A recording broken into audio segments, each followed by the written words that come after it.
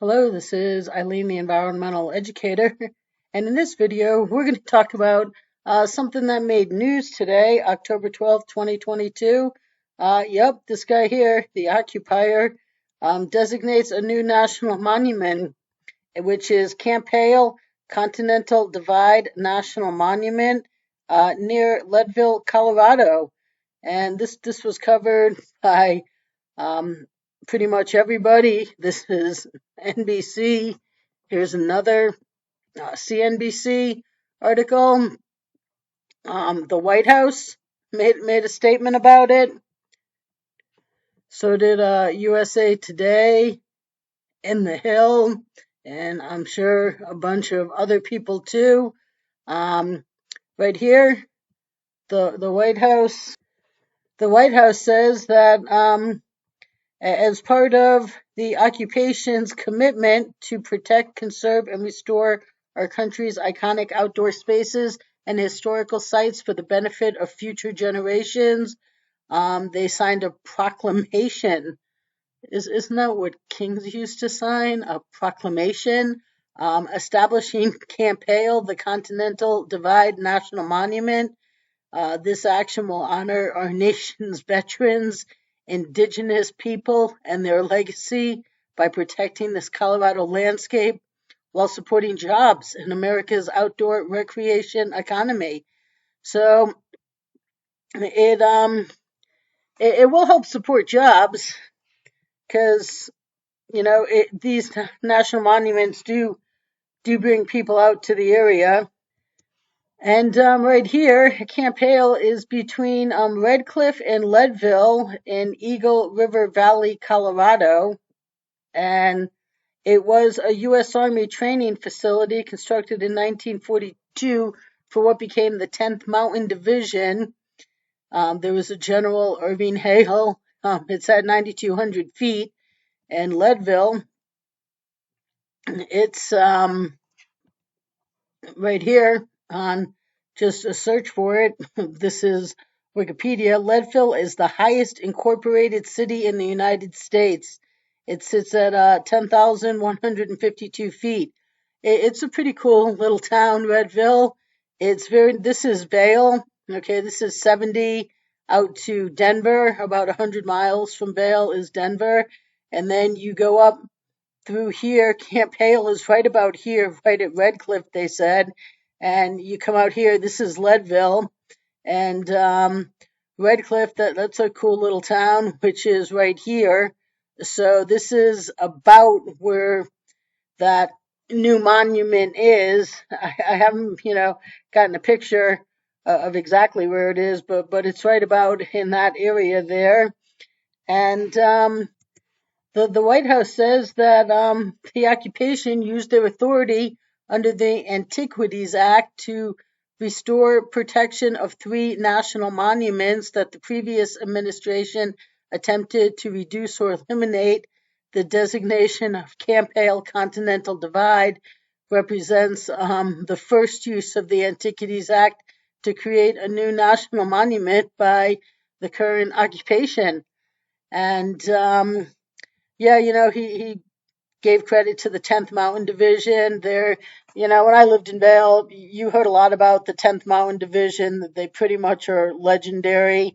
And they did train for World War II out there to liberate Europe, as it says here. And then the Ute tribes are along there. So, it's definitely, there's a bunch of 14ers, 14,000-foot peaks out there. And I mean, it's a beautiful place, that's for sure. And it certainly will help bring a lot of tourism dollars. Probably Red Cliff is an itsy bitsy little town.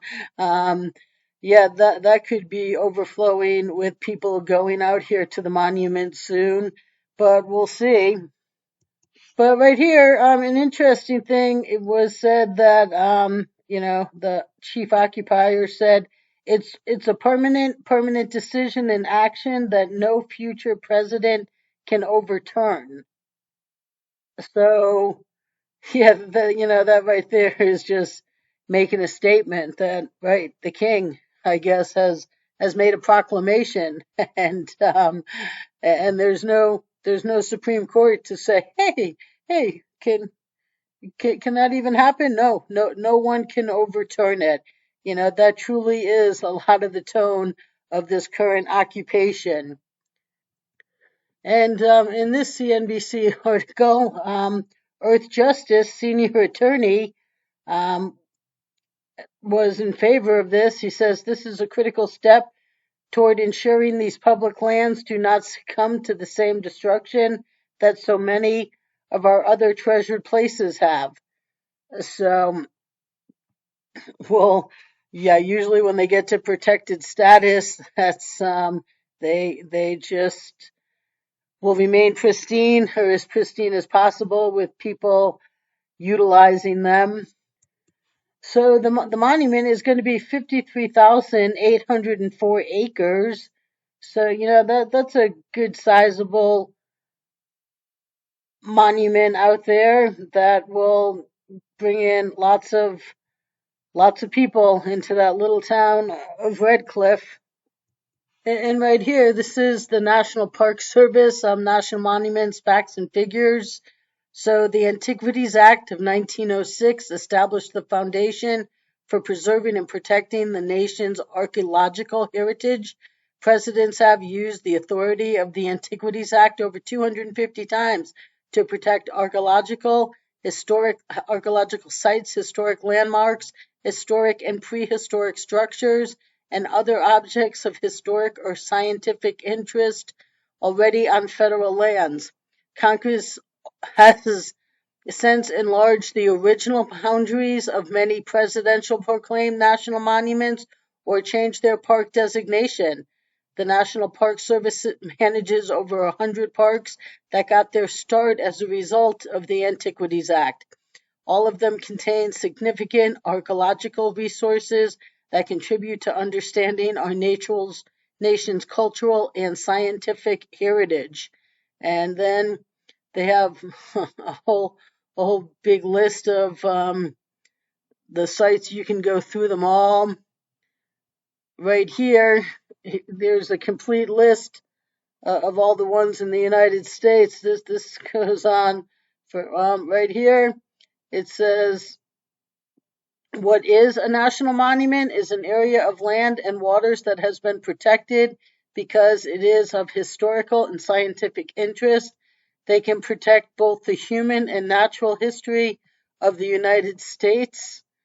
And national monuments can be managed by a number of different federal agencies. These include the National Park Service, the Bureau of Land Management, the Forest Service, the Fish and Wildlife Service, and a couple of other agencies.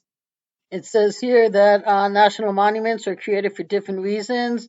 They can commemorate a historic event, honor an individual or group of people, or be used to preserve a site that is important to the public. National monuments can be created in two different ways. The first and most common way is by presidential proclamation, King proclamation under the Antiquities Act.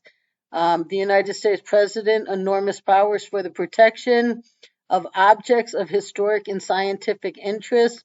Basically, the president says, I now want to protect this area of federal land and declare it XX National Monument.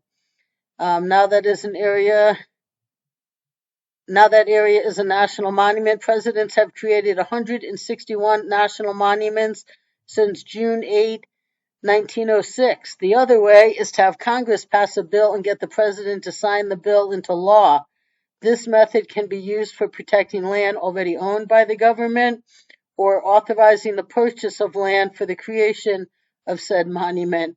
Congress has created 40 national monuments. So here, what's the difference between a national park and a monument? The primary difference between national monument and parks and other titles like forest and historical site is how they are created. As mentioned above, national monuments can be created by presidential proclamation. All other designations require an act of Congress. The second difference is that national monuments can be managed by any one of a number of agencies, whereas the national parks are under the National Park Service.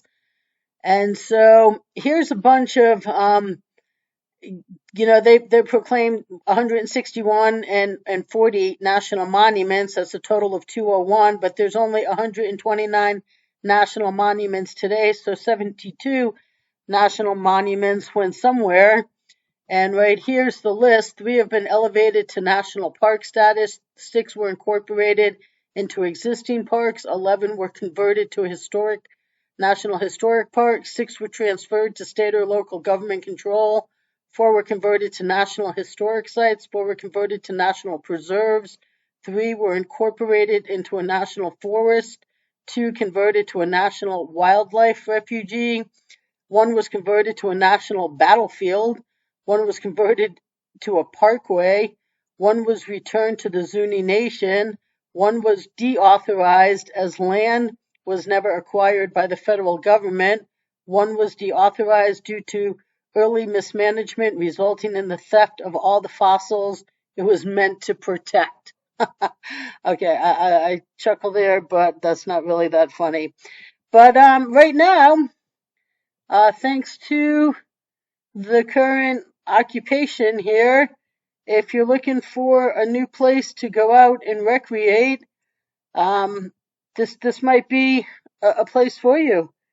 So, I'm sure there'll be a lot of things going on the inside of there, and I'm sure that the towns of Red Cliff town, it's a very little village community, I would say. It's itsy bitsy. And Leadville's a pretty cool town, so I'm sure they would definitely um, not mind the tourism business, that's for sure. And it's definitely beautiful, beautiful area out there. So if you're thinking about making summer plans and want to go somewhere new before everybody knows about it, this might be a location for you, courtesy of the occupation, which did actually maybe did something good today, and they created more protected land out there for all of us to enjoy. So stay tuned, people.